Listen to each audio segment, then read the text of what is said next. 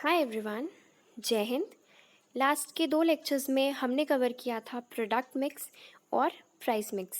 मैं उन दोनों वीडियोस का लिंक डिस्क्रिप्शन बॉक्स में दे दूंगी। आज के इस लेक्चर में हम बात करेंगे प्लेस मिक्स की। तो शुरू करते हैं प्लेस के मीनिंग से। Place refers to the combination of institution and methods that a company uses for its product and services to be easily accessible to the target consumers। देखो, प्लेस का मतलब सिर्फ जगह नहीं है, वो ट्रेडिशनल सेंस में होता था कि जहाँ बायर्स एंड सेलर्स मिलते थे और गुड्स एंड सर्विसेज एक्सचेंज करते थे। प्लेस का मतलब है वो इंस्टीट्यूशंस एंड उन मेथड्स का सम टोटल जो कि हेल्प करता है प्रोडक्ट एंड सर्विस की मूवमेंट में from the producer to the ultimate consumer. Okay, and movement जो होगी ना वो इफ़ेक्टिव एंड एफिशिएंट होनी चाहिए, राइट। आगे हम चलते हैं प्लेस मिक्स की ओर। देखो, प्लेस मिक्स ना अपने आप में बहुत डायनेमिक है। जैसे हमने अभी बात करी कि पहले प्लेस क्या होता था, एक फिजिकल मार्केट जहाँ प्रोड्यूसर एंड कंज्यूमर मिलते थे और गुड्स एंड सर्विसेज का एक्सचेंज होता था। लेकिन अब क्या हो गया है, ऑनलाइन या ई मार्केट प्लेस भी है, जैसे मिंत्रा, फ्लिपकार्ट, अमेजोन। किसने सोचा था ऐसा भी होगा। प्लेस मिक्स एक कॉम्प्लेक्स डिसीजन है। फिलिप कॉटलर ने प्लेस मिक्स को डार्क कॉन्टिनेंट भी कहा है। मतलब कंज्यूमर्स को, इवन मार्केटर्स को भी ना इसके बारे में ज़्यादा नहीं पता होता। एक और बात मैं आपको बताना चाहती हूँ, कॉस्ट जो कंज्यूमर बियर करता है ना किसी एक प्रोडक्ट के लिए, है ना, उसमें से 1/6 कॉस्ट जो होती है वो प्लेस मिक्स की होती है। फॉर एग्जाम्पल, अगर 60 रुपीज़ का प्रोडक्ट है ना, तो 10 रुपीज़ जो होंगे, 10 की जो कॉस्ट है वो प्लेस मिक्स की होगी। तो आप देख रहे हो इसकी इतनी इंपॉर्टेंस है। तो इसके अराउंड जो भी डिसीजंस होते हैं ना वो प्लेस मिक्स में कवर होते हैं, राइट। तो अब हम देखते हैं प्लेस मिक्स के कंपोनेंट्स के बारे में। 2 तरह के कंपोनेंट्स है, institutional component and operational component. Institutional component में हम बात करेंगे चैनल्स ऑफ डिस्ट्रीब्यूशन की, एंड ऑपरेशनल कंपोनेंट में हम देखेंगे फिजिकल डिस्ट्रीब्यूशन, और उसमें हम बात करेंगे ट्रांसपोर्टेशन की, वेयर हाउसिंग की और इन्वेंट्री मैनेजमेंट की। तो शुरू करते हैं चैनल्स ऑफ डिस्ट्रीब्यूशन से।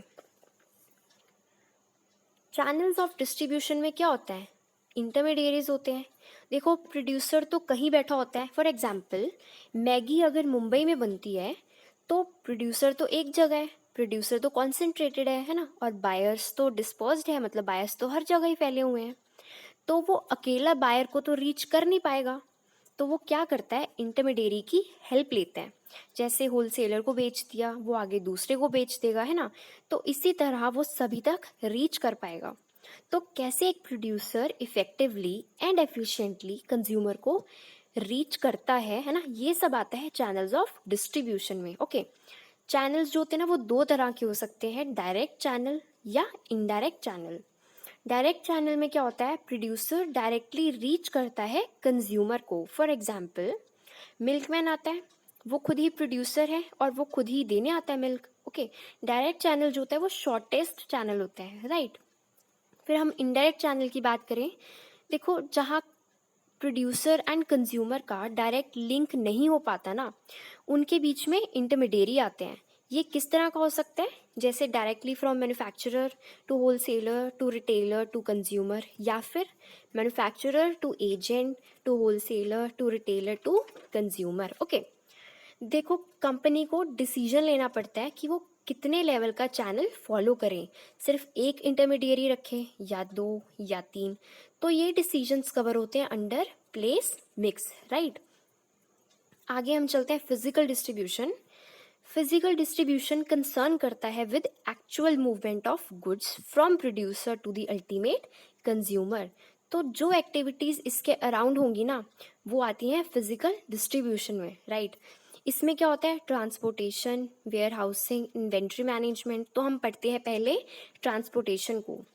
ट्रांसपोर्टेशन में क्या होता है, क्या मीन्स हैं जिनके थ्रू कंपनी अपने प्रोडक्ट कंज्यूमर तक पहुंचाएगी। फिर से हम मैगी का एग्जांपल कंटिन्यू करते हैं।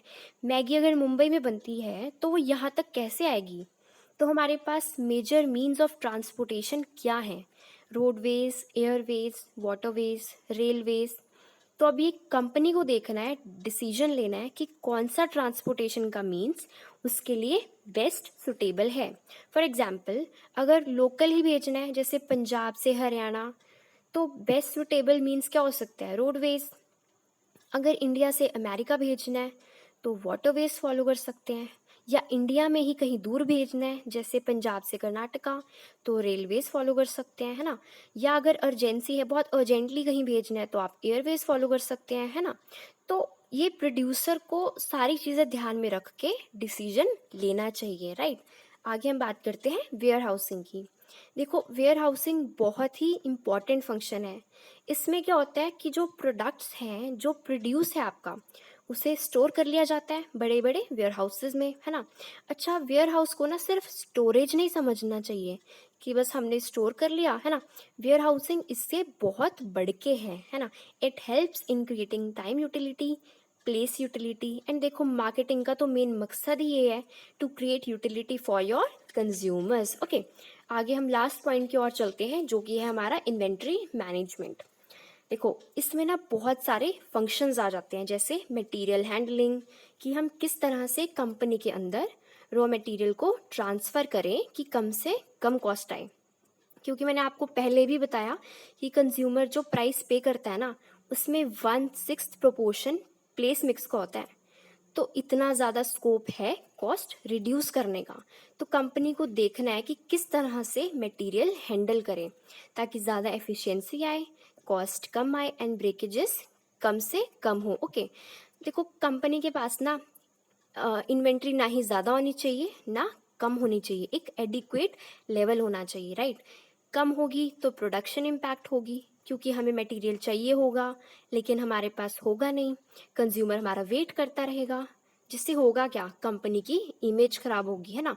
और अगर ज़्यादा इन्वेंट्री है तो एक तो उसकी स्टोरेज कॉस्ट होगी, है ना, उसकी होल्डिंग कॉस्ट होगी। सेकेंडली, ट्रेंड्स इतनी जल्दी बदल रहे हैं, देखो आजकल, है ना, आपने इन्वेंट्री इतनी ज़्यादा बना ली, लेकिन अब क्या हुआ, मार्केट में लोगों के टेस्ट, लोगों के प्रेफरेंसेस सब कुछ बदल गए, तो आपकी जो इन्वेंट्री है वो तो वेस्ट हो जाएगी ना।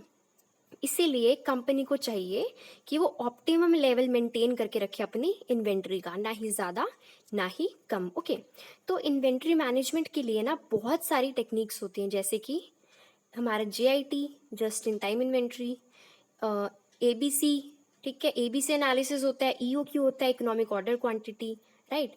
तो कंपनी को इन टेक्निक्स का यूज़ करते हुए अपनी इन्वेंट्री को मैनेज करना चाहिए, राइट। तो आज का वीडियो यहीं ख़त्म होता है। अगर आपको कोई डाउट हो तो आप ज़रूर पूछ लेना। अगली वीडियो में हम बात करेंगे प्रमोशन मिक्स की। Okay, thank you so much.